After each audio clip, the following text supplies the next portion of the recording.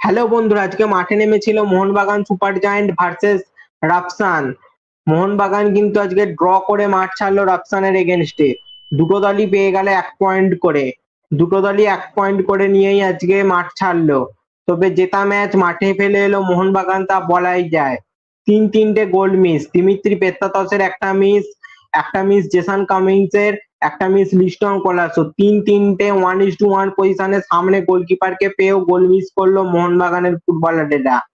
এটা নিয়ে তো আর কিছু বলার নেই, না হলে অন্তত একটা গোল অন্তত হওয়া উচিত ছিল এই তিনটে থেকে। একটা দুটো গোল হলেই মোহনবাগান 1-0 বা 2-0 2-0 ম্যাচ জিতে যেত। তো বন্ধুরা, আবারও বলে দিই তোমাদের full time score line: Mohun Bagan 0, Rafsan 0। Mohun Bagan 0, Rafsan club 0। আজকের ম্যাচে যদি স্ট্যাট বলতে হয় তাহলে ম্যাচের কথা বলতে গেলে গোল লক্ষ্য করে মোহনবাগান শট নিয়েছে 11টা, যার মধ্যে গোল পোস্টের মধ্যে শট ছিল দুটো, মানে অন টার্গেট শট ছিল দুটো। অন্যদিকে রাফসানও গোল লক্ষ্য করে শট নিয়েছে 11টা, যার মধ্যে অন টার্গেট অর্থাৎ গোল পোস্টের মধ্যে শট ছিল দুটো। বল পজিশন যদি বলা যায়, মোহনবাগান অনেক এগিয়ে বল পজিশনে। 63% বল পজিশন ছিল মোহনবাগানের অনুকূলে। অন্যদিকে মাত্র 37% বল পজিশন ছিল রাফসান ক্লাবের। এটা দেখেই তোমরা বুঝতে পারছো কতটা বল পজিশন ছিল মোহনবাগানের। মোহনবাগান গোটা মাঠ জুড়ে খেলেছে, ডমিনেট করে খেলেছে।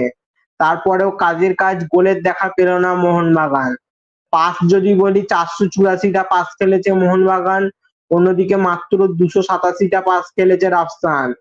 পাস অ্যাকুরেসির কথা বললে 84% পাস অ্যাকুরেসি ছিল মোহনবাগানের। অন্যদিকে রাফসানের পাস অ্যাকুরেসি ছিল 71%। তো বন্ধুরা, এই ছিল আজকের ম্যাচের স্ট্যাট যদি বলি। তবে সব থেকে বড় প্রশ্ন, জেমি ম্যাকলারেন তিনি রিজার্ভ বেঞ্চে ছিলেন, কিন্তু কেন তাকে 10-15 মিনিটের জন্য হলেও দ্বিতীয়ার্ধে মাঠে নামালেন না হোসে ফ্রান্সিসকো মলিনা, মোহনবাগানের কোচ? এটা নিয়ে বড় প্রশ্ন থাকবে।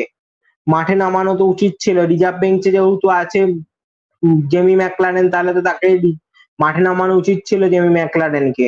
কিন্তু জেমি ম্যাকলারেনকে নামানো হলো না, গ্রেগ স্টুয়ার্টকে সেকেন্ড হাফে নামানো হলো। গ্রেগ স্টুয়ার্ট আসার পরেই কিন্তু খেলা পুরো ঘুরে গেল। গ্রেগ স্টুয়ার্ট মাঠে নামার পরেই কিন্তু পুরো খেলা ঘুরে গেল। মোহনবাগানের অ্যাটাক গুলো আরো ছন্দ পেল গ্রেগ স্টুয়ার্ট মাঠে নামার পরে। গ্রেগ স্টুয়ার্টকে আরো আগে নামানো উচিত ছিল, আর গ্রেগ স্টুয়ার্টকে স্টার্ট করানো তো উচিত ছিল মোহনবাগান কোচে। কেন গ্রেগ স্টুয়ার্ট প্লেইং 11-এ ছিল না, সেটাও একটা বড় প্রশ্ন দেখা দিয়েছে। বন্ধুরা, full time score line: Mohun Bagan 0, Rafsan club 0। Draw করেই হতাশা নিয়ে মাঠ ছাড়লো মোহনবাগান। 3 পয়েন্ট মাঠে ফেলে এলো মোহনবাগান। 1 পয়েন্ট করে দুটো দল পেল, মোহনবাগান 1, রাফসান ক্লাব 1।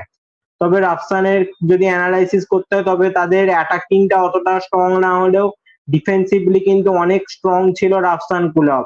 ডিফেন্সিভলি অনেক স্ট্রং একটা দল রাফসান ক্লাবকে কিন্তু লাগলো আমার। যেভাবে তারা ডিফেন্স করেছে, খুবই ভালো ডিফেন্স করেছে রাফসান। তবে তাদের গোলকিপার কয়েকটা ফাম্বেল করে ফেলছিল, মাঝে মাঝে ভুলচুক করছিল ঠিকই, কিন্তু ডিফেন্স তাদের শক্তিশালী ছিল রাফসানের, যে কারণে গোলের দেখা পেল না মোহনবাগান সুপার জায়ান্ট। তো বন্ধুরা, এসিএল 2 এ প্রথম ম্যাচে ড্র দিয়ে রাফসান ক্লাবের এগেনস্টে শুরু করলো মোহনবাগান। 1 পয়েন্ট পেল মোহনবাগান সুপার জায়ান্ট এবং রাফসান ক্লাব, দুটো দলই। এসিএল 2 এ নিজেদের গ্রুপে প্রথম ম্যাচে ড্র করলো মোহনবাগান সুপার জায়ান্ট। তো বন্ধুরা, এই ছিল আজকের ম্যাচ রিভিউ। এই নিয়ে তোমাদের কি মতামত তা নিচে কমেন্টে জানাও। আর এই ধরনের স্পোর্টস রিলেটেড ও মোহনবাগান রিলেটেড ভিডিও পেতে অবশ্যই চ্যানেলটা সাবস্ক্রাইব করে দাও, আর পাশে বেল আইকনটাও বাজিয়ে দাও। ফেসবুক থেকে ভিডিওটা দেখলে পেজটা অবশ্যই ফলো করে দাও, আর ভিডিওটা লাইক শেয়ার করতেও ভুলবে না যেন। দেখা হচ্ছে পরের ভিডিওতে।